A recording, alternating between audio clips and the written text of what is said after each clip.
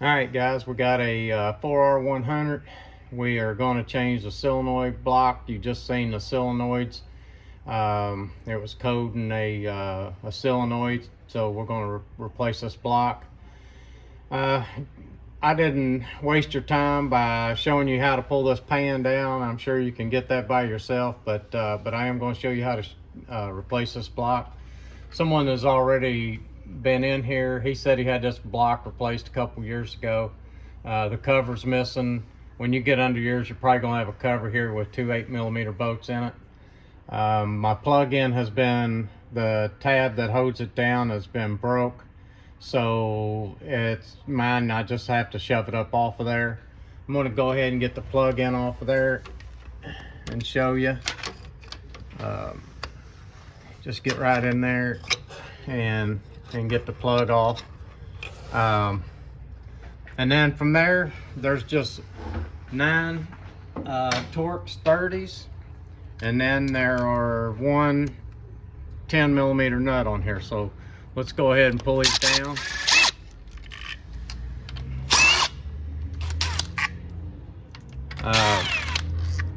Guys, whenever you have codes in these trucks like that, what you need to do, if you don't have a scan tool, you're going to need to unhook your battery cables once you get this replaced, because it won't automatically erase the codes just because that you have changed that block. So you'll need to get those codes out of there, because it could still make the transmission shift a little strange with those codes in there. This block can be a little bit of a trouble to try to get down out of there. I'm gonna have some fluid here. Let me see if, I hope it ain't too much. Well, let me get something to catch that fluid. All right, we'll take this nut off here. And sometimes it's a little bit of trouble, what I was getting ready to say, to get that block down off of there. What I like to do is reach up over the top and try to push down on the plug-in and just wiggle it back and forth like that. And we got lucky, it come out of there pretty good. And from there, you just kind of look at your gasket, make sure that you didn't tear anything. I've never tore a gasket on one of these. Usually they come right out and pretty easily. There's a seal on this new one. You might want to put a little grease on it so it'll go back up in there a little better. I'm just going to put a little transmission fluid around it, and it'll make it slick enough to slide up in there. And you just push it. Don't push on the plastic. Get inside of there and get over here to the corner and just kind of move it back and forth a little bit and get it to slide up in there. Well, let me find my, all right, we'll put this nut up on there. Now I'm gonna put the bolts back in it. I'm gonna put the bolts back in it with a different tool. I don't like running them bolts up with a electric power or air powered gun at all. I don't like that. I like to kind of old school them back up in there, but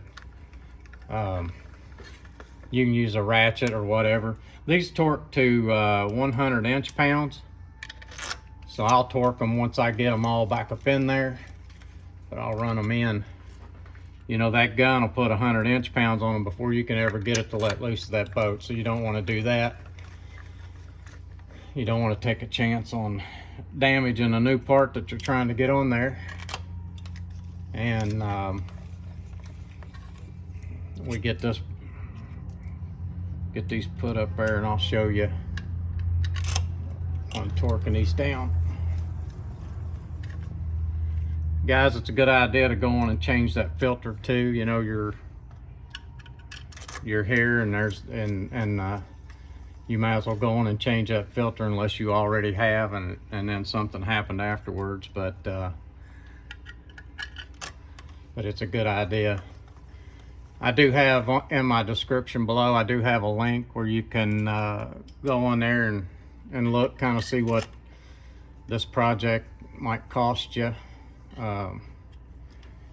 Just click on that and check it out.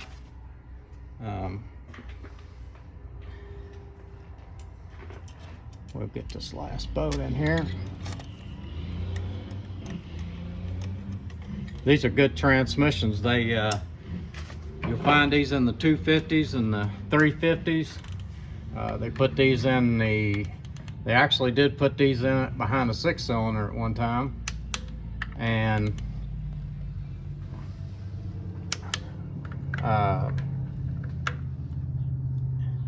E4ODs and 4R100s. This job will be the same on either one of those.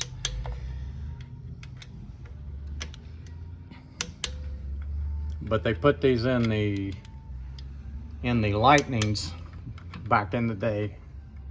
Those were interesting trucks to rebuild. Always fun taking them for a test drive. But anyway, we got this job all but done just that quick. Tighten up this 10mm and plug it up, and we'll be ready to put the pan back on it and put some fluid in it and be ready to send it home. Hopefully, we're going to check the codes after we get done. We're going to clear the codes, take it down the road, drive it for a bit, make sure that this code was coming up immediately. Just as soon as we would move this truck out of its spot, it would already code. So that's sometimes scary, because you always want to check your wiring, make sure that you know that you don't have any wiring going on, any problems coming down to the plug-in up there. This one, we already checked all that before we pulled the pan off to make sure there wasn't nothing in the wiring. So if this video is on air, then that means it fixed it, and please subscribe.